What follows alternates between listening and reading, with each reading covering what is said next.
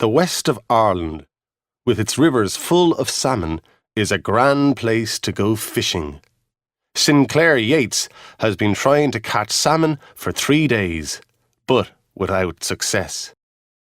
He starts his journey home, travelling by train, which in the early years of the 20th century is an experience full of interest and surprises. People say there is no smoke without fire, but that was not true in the station waiting room where I had to wait for my train. There was certainly plenty of smoke, but the fire seemed quite dead. When I complained to the station master, he said that any chimney in the world would smoke in a southeasterly wind. He was, however, sympathetic, and took me to his own fire in his office, where the steam rose in clouds from my wet boots. We talked of politics and salmon fishing, and I had to confess that on my 3-day trip I had not caught a single fish. Before the signal for my train was received, I realised for the 100th time the wonderful individuality of the Irish mind and the importance of the personal element in Ireland. If you ask people for help, they will break rules, ignore official advice, make special arrangements, all just to please you. I found a seat in a carriage, and the train dragged itself noisily out of the station. A cold spring rain, the time was the middle of a most unseasonal April, poured down as we came into the open. I closed both windows and began to read my wife's letter again. Philippa often says I do not read her letters, and as I was now on my way to join her and my family in England, it seemed sensible to study again her latest letter of instructions.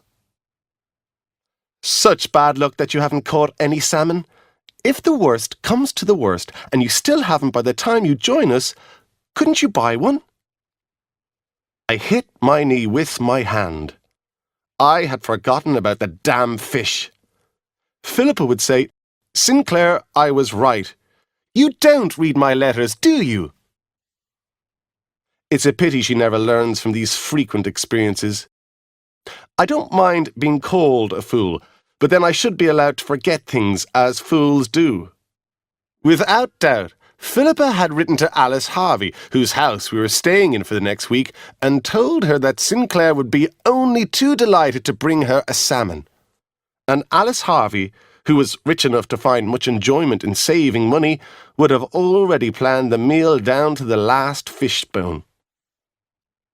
Anxiously thinking about this, I travelled through the rain. About every 6 miles we stopped at a station. At one, the only event was that the station master presented a newspaper to the guard. At the next, the guard read aloud some interesting facts from it to the driver.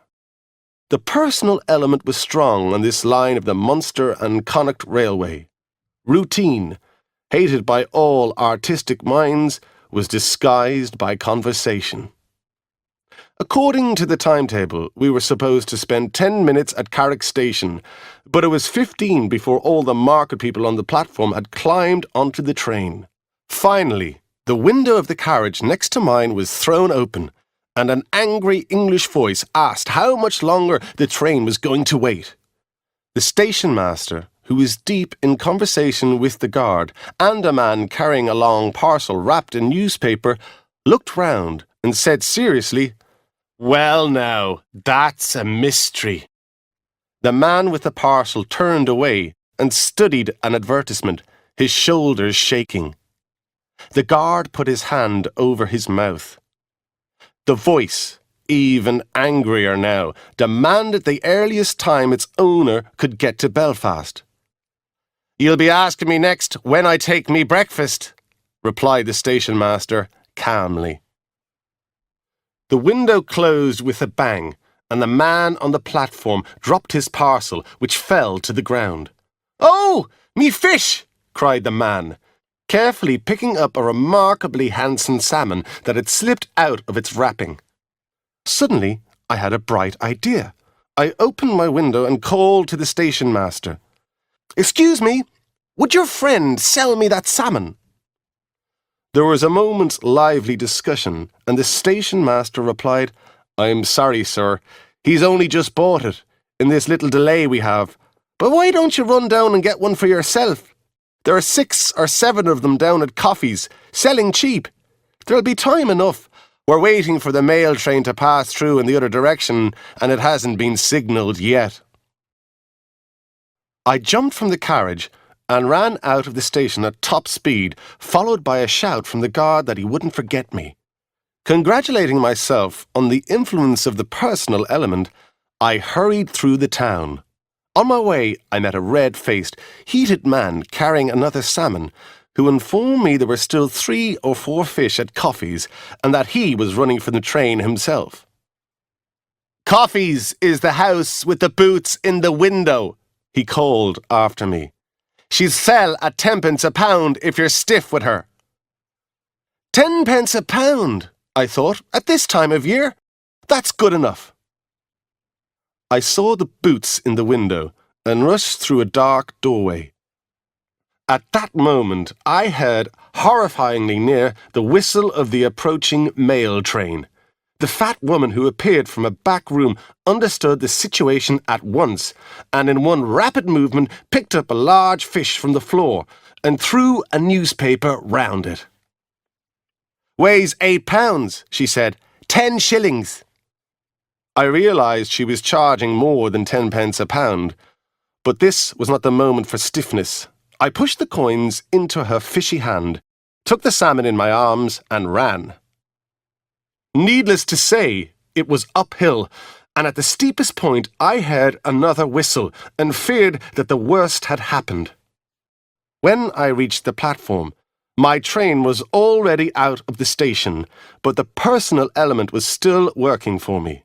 Everybody in the station, or so it seemed to me, shouted loudly to the driver.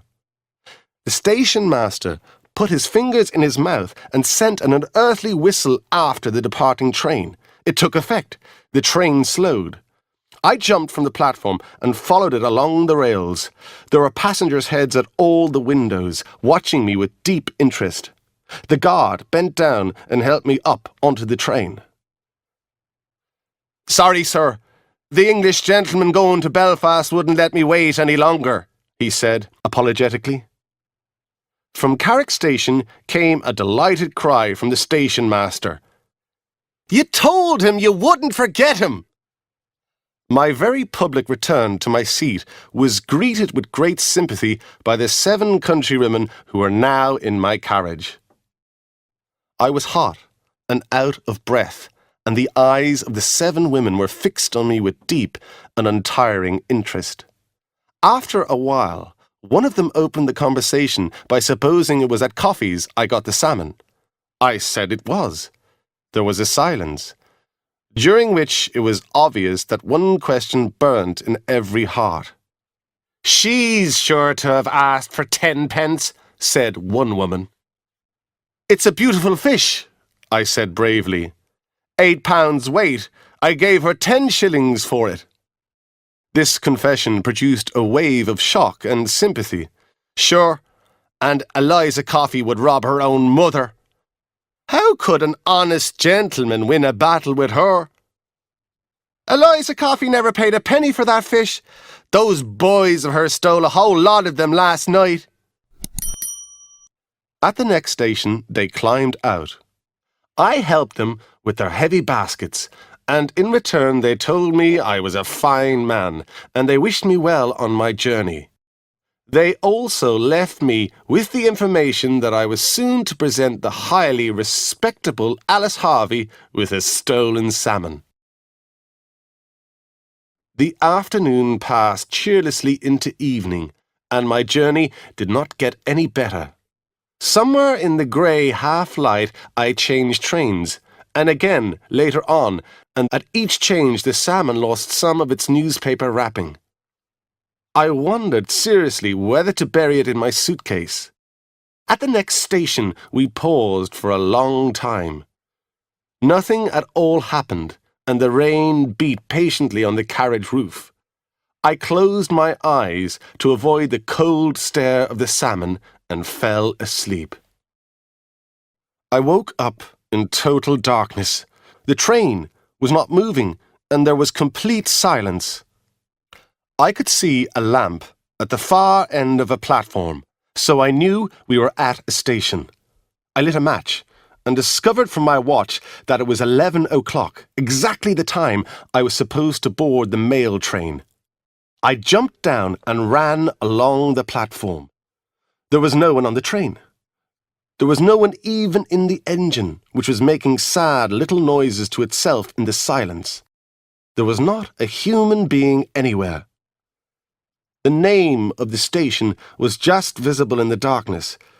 With a lighted match, I went along it, letter by letter, but it was so long that by the time I got to the end, I had forgotten the beginning. One thing I did realise, though, was that it was not Loch Ranny, the station where I had planned to catch the mail train. For a moment, I had the feeling that there had been an accident, and that I now existed in another world. Once more, I investigated the station, the ticket office, the waiting room, and finally discovered, at some distance, the station master's office. As I came closer, I could see a thin line of light under the door, and a voice was suddenly raised inside. "Let's see you beat that! Throw down your king!" I opened the door with understandable violence and found the guard, the station master, the driver, and his assistant seated around a table playing a game of cards. I was angry, and with good reason, but I accepted what they said in their defence. They thought there was no one left on the train. A few minutes here or there wouldn't matter. They would soon get me to Loch Ranny, and the mail train was often late. Hoping they were right about my chances of making the connection, I hurried back to my carriage, with the officials running enthusiastically ahead of me. "Watch out for the goods train, Tim!" shouted the station master to the driver as he banged my door shut. "She might be coming any time now." The answer travelled back proudly from the engine. "Let her come. She'll have us to deal with." The train moved forward and gained speed rapidly. We had about 15 miles to go, and we went as fast as the engine could manage, but it was no good. We arrived too late. "Well," said the guard, as I stepped onto the deserted platform of Loch Ranny station, "that old mail is the most unpunctual train in Ireland. If you're a minute late, she's gone. And maybe if you're early, you'd be half an hour waiting for her." On the whole, the guard did his best. He said he would show me the best hotel in town, although he feared it would be hard to get a bed anywhere because of the feis. A feis, it seems, is a festival of Irish songs and dances where people compete for prizes. He picked up my case. He even carried the salmon, and as we walked through the empty streets, he explained to me how easily I could catch the morning boat from Clare, and how it was, in fact, quite an improvement on my previous plan. All was dark at the uninviting door of the hotel chosen by the guard. For 5 whole minutes we rang the bell hard. I suggested trying a different hotel. "He'll come," said the guard, confidently. "He'll come. It rings in his room, so it does." A boy, half awake, half dressed, opened the door. "There's not a bed here," he said, yawning, "nor anywhere in the town either." "I'll sit in the dining room till the time for the early train," I said. "To be sure, there's 5 beds in the dining room," he replied, "and there's mostly 2 people in every bed." His voice was firm, but he had a hesitating look in his eye. "What about the billiard room, Mike?" said the guard, helpfully. "We have blankets on the billiard table at this minute, and the man that won first prize for reels asleep on top of it." "Well, can't you put some blankets on the floor under it?" said the guard, putting my case and the salmon in the hall. To be sure, there's no better place in the house. Now I must go home before my wife thinks I'm dead and buried. His footsteps went lightly away down the empty street. Nothing troubles him, said the boy, bitterly. And I realized that only the personal element stood between me and a sleepless night on a cold, wet station platform. It was in the dark of the early morning that I woke again to life and its troubles. A voice had woken me, the voice of the first prize for reels, descending through a pocket of the billiard table. "Excuse me, sir, are you going on the 5 o'clock train to Cork?" "No," I said crossly. "Well, if you were, you'd be late," said the voice. I received this useful information in annoyed silence and tried to wrap myself in a disappearing dream. "I'm going on the 6:30 myself," continued the voice, "and it's unknown to me how I'll put on me boots. You would not believe how me feet swelled up in me dancing shoes last night. Me feet are delicate like that, you see." I pretended to be asleep, but the dream was gone, and so was any chance of further sleep. The first prize for reels got down from the billiard table, presenting an extraordinary picture. He was wearing grass-green breeches, a white shirt, and pearl-grey stockings. He undressed and put on ordinary clothes, including his painful boots. He then removed himself and his things to the hall, where he had a loud conversation with the boy. Meanwhile, I crawled out of my hiding place to renew my struggle with life. Fortunately, the boy soon appeared with a cup of tea. "I've wrapped the salmon up in brown paper for you, sir," he said cheerfully. "It's safe to take across Europe with you if you like. I'll just run up to the station now with the luggage. Would you mind carrying the fish yourself? It's on the table in the hall." My train went at 6:15. The boy had put my case in one of the many empty carriages and stayed with me, making pleasant conversation until the train departed. "I'm sorry you had a bad night, sir," he said, "and I must tell you, it was only that Jimmy Durkin, he's the first prize for real, sir, had taken a few drinks. If he'd been sober, I'd have put a gentleman like ye on the billiard table instead of him. He's a baker, you know, in the town of Limerick, and he's engaged to my sister. Well, any girl would be glad to marry him. He dances with a beautiful straight back and he makes grand bread." Here, the train started. It was late that night when, stiff, dirty, with tired eyes blinded by the bright lights, I was taken by the Harveys' well-trained doorman into the Harveys' huge grand hall, and was told by another of the Harveys' beautifully dressed servants that dinner was over. I was just hoping I could go quietly upstairs to avoid meeting anyone when a voice cried, "Here he is!" And Philippa, looking lovely in evening dress, came into the hall, followed by Alice Harvey and my niece, whose wedding party this was, and by all the usual relations who hate to miss anything that's going on before a wedding. "Is this a wedding present for me, Uncle Sinclair?" cried the future bride, in the middle of a flood of questions and sympathy. As she spoke, she eagerly took hold of the brown paper parcel that was still under my arm. "I advise you not to open it," I cried. "It's a salmon."